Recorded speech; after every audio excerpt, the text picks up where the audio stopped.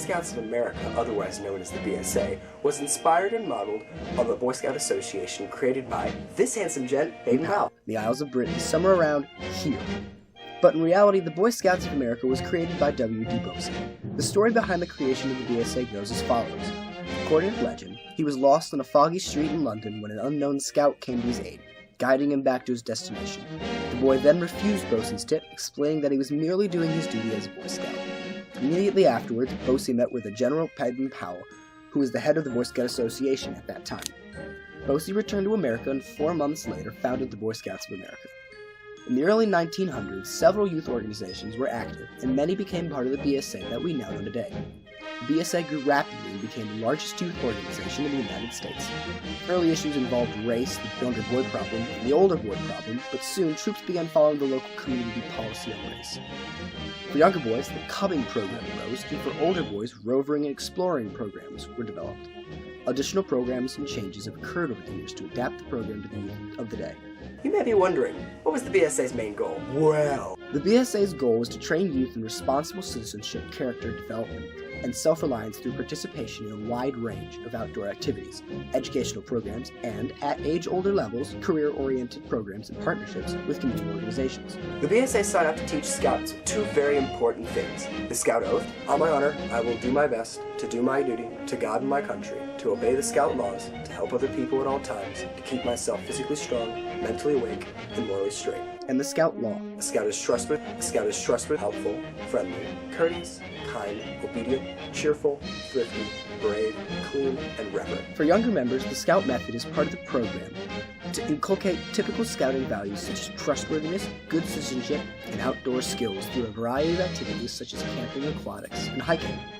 The BSA has several locations in Florida, Minnesota, New Mexico, and West Virginia in the United States, and 2 in Canada, Manitoba and Ontario. These places allow Scouts to participate in various aforementioned outdoor activities, which are collectively called high-adventure bases. How did they help in the war effort? The Scouts were a popular choice for jobs that needed to be done. In 1941, some Scouts already operated a messenger service, the Office of Civilian Defense, or the OCD. Funny. Collected aluminum books, planted trees, and possibly did every single job some local official could imagine. Name a job? They probably did it. Probably wondering, all this work and what did they ask for in return? Nothing. That is the brilliance of it. However, they eventually became known as the poster boys of the war effort. No, not those poster boys. In actuality, the Boy Scouts of America was the main workforce in OWI poster distribution system founded by a man named Edward Dodd. Thousands of young men were responsible for the delivery of OWI's posters to shops all across the United States, urging people to recycle scraps of metal, rubber, and rags to be used in military supplies. It turned out that the Boy Scouts were a natural choice for work at the grassroots level of the United States, and in 1942 there were 1,600,000 members, and almost every village, town, and city had a Boy Scout troop. But here's the best part. In addition to being clean-cut children and young adults, they could approach individuals' homes and businesses, kind of like a Jehovah's Witness, and be readily welcomed, unlike a Jehovah's Witness. The owner of OWI, Edward Dodd, thought it would be a great mistake not to take advantage of the eagerness of this organization to serve in this capacity. You know what they say, you snooze, you lose. And now we travel all the way over the Atlantic Ocean into the country of Germany, where we shall bear witness to a totally different kind of youth. The Hitler Youth.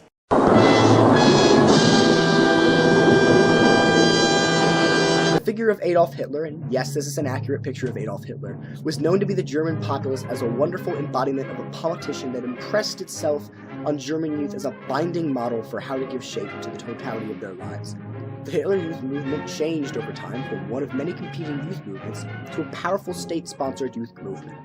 Hitler, from the beginning, conceived a youth program as essential to the Nazi program. The Hitler Youth program was guided by an early Nazi convert, Baldur von Schirach. When boys entered the Jugendwolf age of 10, the boys took an oath.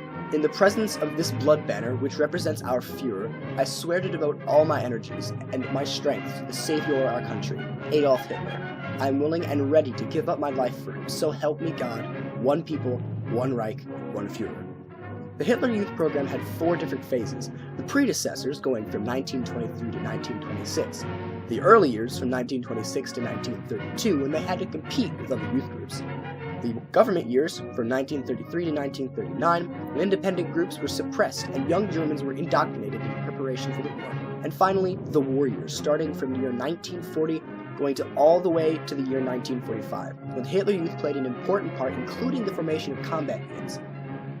The guiding light behind the Hitler Youth and the Nazi government, which seized power in 1933, continued to be Baldur von Schirach, who was eventually tried in Nuremberg and hanged. Schirach was the leading Nazi in destroying independent youth organizations and in building the Nazi youth movement. It was Schirach's task to perpetrate the Nazi regime through generations by inculcating Nazi principles in the minds of German youth.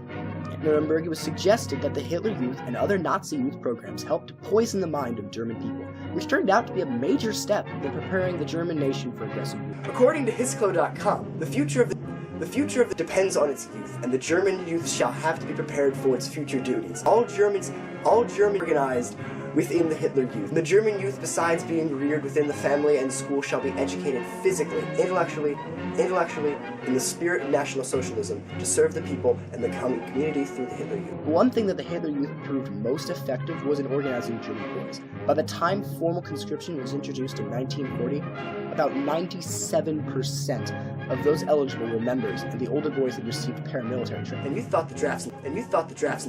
Many Hitler Youth boys did more than just home front war work, but actually saw military service and proved to be a very important part of the German military effort. It not only prepared boys for military service, providing physical and ideological conditioning, but also as a conduit for channeling boys into the various service branches, like the Gestapo, the SS, or just your typical Army, Navy, Air Regime, or ground troops.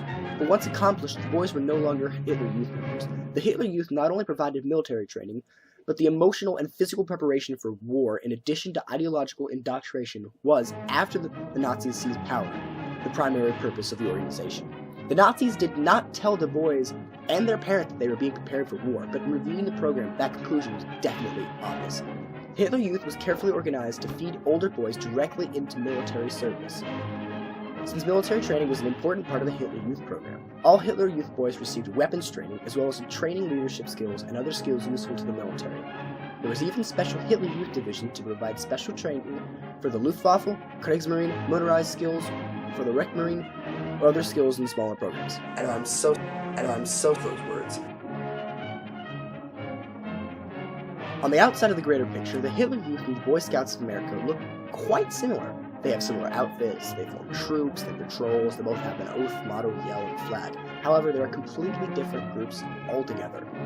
According to Daniel Horn, most historians of the educational development of Nazi Germany have focused primary attention on the purging of Jewish liberal teachers, the burning of anti-Nazi books, and the opposition of racist and militaristic curricular and methodological innovation. In short, the Nazi Party spent far too much time on persecuting the minorities, usually the Jews, the gays, the gypsies, when they could have been helping their own country throughout all of their issues.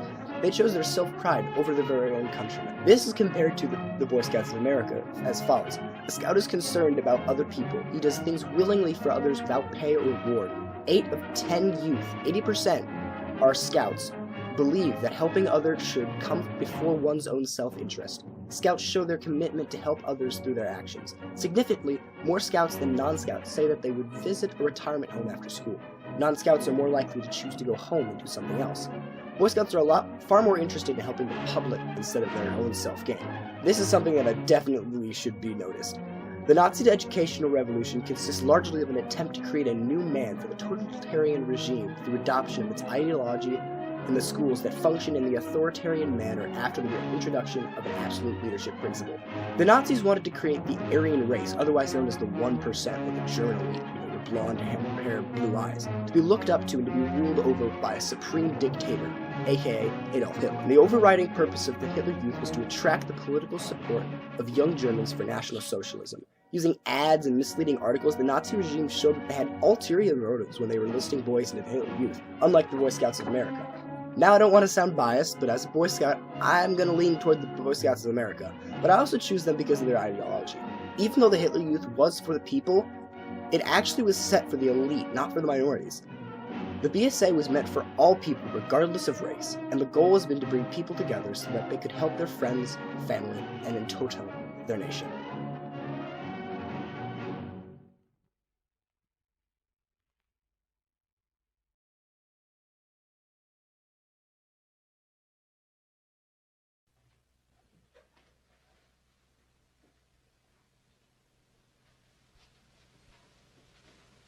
You're still here?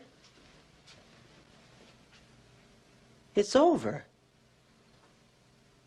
Go home. Go.